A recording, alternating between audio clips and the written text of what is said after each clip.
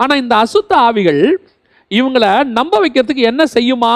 அந்த 14வது வசனம் சொல்லுது, 16-14, அவைகள் அற்புதங்களை செய்கிற பிசாசின் ஆவிகள், அவைகள் பூலோகங்கள் இருக்கிற ராஜாக்களை.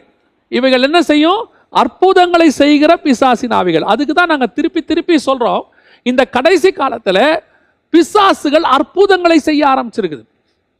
ஒரு காலத்தில் நாம் அற்புதங்களை செஞ்சுக்கிட்டு இருந்தோம் தேவ பிள்ளைகள், பிசாசுகள் அற்புதங்களை செய்யாமல் இருந்துச்சு.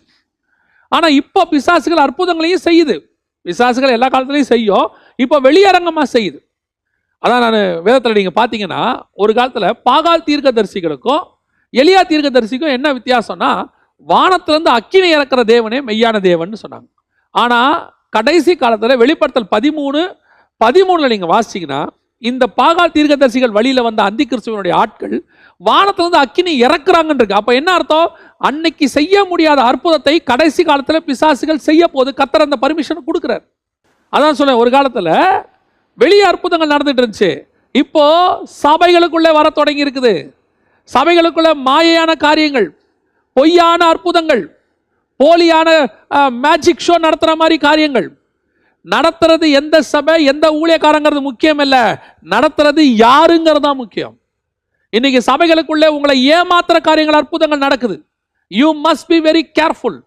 அற்புத அடையாளம் எதுக்கு தெரியுமா? வசனம் தெளிவா சொல்லுது, வசனத்தை உறுதிப்படுத்துவதுக்கு தான். அதாவது பெர்ஃபார்ம் பண்றதுக்கு இல்லை. இப்ப இயேசு கிறிஸ்து தண்ணீரை திராட்சரசமாய் மாற்றினார். எதற்காக? அந்த தேவை இருந்துச்சு, அவங்களுக்கு தண்ணீர் திராட்சரசம் குறைவுபட்டுச்சு, அதுக்கு பின்னாடி ஒரு ஆவிக்குரிய சத்தியம் இருந்துச்சு, அதனால தண்ணியை திராட்சரசமா மாத்தினாரு. இப்போ சும்மாவே தண்ணி திராட்சரசமா மாறுது. எதுக்காக? ஆராதனையில மாத்தி காட்டுறாங்க. எதுக்காக? டேஸ்ட் பண்ணி பாருங்க. டேஸ்ட் பண்ணி பார்த்தா ஆமா திராட்சரசமா இருக்கு. அதனால் என்ன பிரயோஜனம்? யாருக்கு பிரயோஜனம்? எந்த கல்யாணத்தை திராட்சரசம் மாறிச்சு, அதனால என்ன பிரயோஜனம் தெரியுமா? அந்த ஊழியக்காரர் பவர்ஃபுல் ஆனவர்னு காட்டுற ஒரு மேஜிக். இதுதான் பிசாசு செய்யற அற்புதம். இந்த மாதிரி பிசாசுகள் கடைசி காலத்தில் அற்புதங்களை செய்யுது, சபைகளுக்குள்ள வந்து செய்யுது. முன்னாடி வெளியே செஞ்சுக்கிட்டு இருந்துச்சு, முன்னாடி கேட்குது இல்லை பேதர்கிட்ட, இதை எனக்கும் கொடு, காசு கொடுக்குறேன், இந்த அற்புதம் நானும் செய்யணும்னு. அன்னைக்கு செய்ய முடியாமல் இருந்துச்சு. இன்னைக்கு கொஞ்சம் பேர் காசுக்கு வாங்கிக்கிட்டு உள்ள விட்டுட்டாங்க. அதனுடைய விளைவு என்ன? சபைகளுக்குள்ள அற்புதம் அப்படின்னு பொய்யான அற்புதங்கள். அதான் பைபிள் சொல்லுது 2 தெசலோனிக்கேயர் 2:9, பொய்யான அற்புதங்கள் நடக்கும். விசுவாசிகள் தயவு செய்து கடைசி காலத்தில் ஜாக்கிரதையாக இருங்கள். உங்களுக்கு தான் சொல்றேன், அற்புத அடையாளங்கள் உங்களுக்கு தேவையானால் உங்கள் வீட்டிலே உங்களுக்கு கர்த்தர் செய்வதற்கு வல்லமை உள்ளவராய் இருக்கிறார்.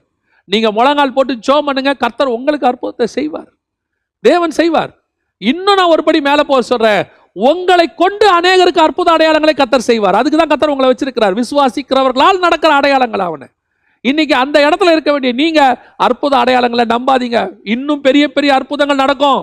இந்த லாக்டவுனுக்கு பிறகு நான் நம்புறேன், ஒரு கூட்டம் கர்த்தருக்கு எழுப்புதலுக்கு வல்லமையா பயன்படும், ஒரு பக்கம் பிசாசுக்கு ஒரு கூட்டம் பயங்கரமா வல்லமையா பயன்படும். நான் சொல்றது கிறிஸ்தவர்கள்லயே சொல்றேன், சபைகள்லயே சொல்றேன். அந்தி கிறிஸ்துக்கு வேலை செய்யற சபைகள்லாம் பயங்கரமா வர தொடங்க போகுது. இவங்க கடைசி காலத்துல எவனை விழுங்கலாமா என்று வகை தேடி பிசாசு சுத்தி திரியிறான். ஒரு நாள் உள்ள வர முடியாம இருந்தவன் இன்னைக்கு உள்ள வர தொடங்கிட்டான். ரொம்ப கேர்ஃபுல்லா இருந்து கொள்ளுங்க. இந்த பைபிளை தூக்கிட்டு சம்பந்தம் இல்லாத ஆட்கள் வீடு வீடா வருவாங்க. அப்படி வீடு வீடா வரக்கூடிய ஆட்களை தயவு செய்து நம்பாதிருங்கள். உங்களுக்கு ஒரு ஊழியக்காரர், உங்களுக்கு ஒரு சபை, உங்கள் ஊழியக்காரரை அனுமதிங்கள். நான் ஏன் சொல்றேன்னா, மற்றவங்களை குறை சொல்லல, உங்களுக்கு யார் என்று உங்களால் ஆவிகளை பகுத்தறிகிறது இல்லை. இன்னைக்கு யார் பைபிளை தூக்கிட்டு இருந்தாலும் வீட்டுக்குள்ள விட்டுறீங்க. வர்றவங்க அசுத்த ஆவியா நல்ல ஆவியா தெரிய மாட்டேங்குது. இன்னைக்கு பல இடங்கள்ல நடக்கிற ஒரு விஷயம் என்னன்னா, நான் சாரி டு சே, ஆனால் சொல்றேன், உங்களுடைய எச்சரிப்புக்காக நான் சொல்றேன். வந்து உன் வீட்டில் அந்த இடத்துல தகுடு இருக்கு, இந்த இடத்துல மந்திரம் வச்சிருக்காங்க, இந்த இடத்துல எலுமிச்சை பழம் இருக்குது அப்படின்னு சொல்லிட்டு எடுக்கிற ஆட்கள் வந்து எடுத்துட்டு உங்ககிட்ட பணம் பறிக்கிறவங்க. நான் சொல்றேன், இஸ்ரவேலுக்கு விரோதமாய் குறி சொல்லுகிறதும் இல்லை, யாக்கோபுக்கு விரோதமாய் மாந்திரிகம் இல்லை.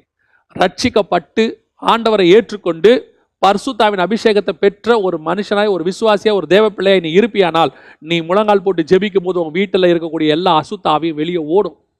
அந்த வல்லமையை கர்த்தர் உங்ககிட்ட கொடுத்துருக்கிறார். என் நாமத்தினாலே பிசாசுகளை துரத்துவீர்கள்னு சொல்லியிருக்கிறார். உனக்கு விரோதமா கிரியை செய்யாதுங்கிற விசுவாசம் முதல்ல உங்களுக்கு வேணும். நீங்களும் என்ன பண்றீங்க? மந்திரவாதி மாதிரி ஒருத்தனை கூட்டம் உட்கார வச்சிருக்கீங்க. அவர் என்ன சொல்றாரு? நான் 30 நாள் ஜெபம் பண்ணுவேன், 3 நாள் ஜெபம் பண்ணுவேன், 2 நாள் ஜெபம் பண்ணுவேன், இவ்வளோ செலவாகும். உங்களுக்கு தெரியணும், இது தேவன் அனுப்பின மனுஷன் கிடையாது. தேவன் அனுப்புற மனுஷன் எப்படிப்பட்டவனா இருப்பான்? உன்னை பயமுறுத்துகிறவனா இருக்க மாட்டான், உன்னை பயத்திலிருந்து விடுதலையாக்குறவனா இருப்பான். உன் வீட்டில் பிசாசு இருக்குன்னு பயமுறுத்துறவன் தேவ மனுஷன் கிடையாது. பிசாசிலிருந்து உன்னை விடுதலையாக்குறவன் தான் தேவ மனுஷன். அதான் ரொம்ப முக்கியம். அதனால உங்களுக்கு தெளிவா சொல்றேன், உங்களுக்கு ஒரு சபை, உங்களுக்கு ஒரு ஊழியக்காரர், உங்களுக்கு ஆண்டவர் கொடுத்திருக்கிறாரு. அதை தவிர்த்து மற்றவங்க வரும்போது பி கேர்ஃபுல், வெரி கேர்ஃபுல். ஊழியக்காரனை டிபெண்ட் பண்ணாதீங்க. உங்களுக்கு போதிக்கிறதுக்கு ஒருத்தரை வச்சிருக்கிறாங்க, சொல்லி கொடுக்கறதுக்கு ஒருத்தரை வச்சிருக்கிறாங்க.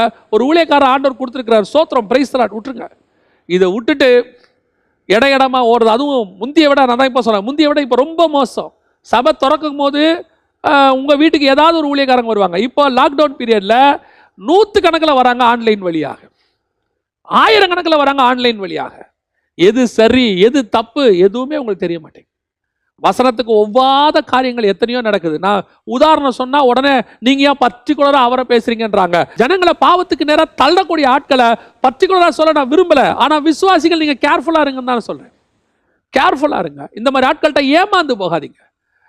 தேவன் அனுப்பின மனுஷன் உனக்கு நன்மை செய்கிறவன். உன்னுடைய சீப்பான இழிவான இம்மைக்குரிய ஆதாயத்துக்காக போய் தேடி வரமாட்டான் உன் வீட்டுக்கு.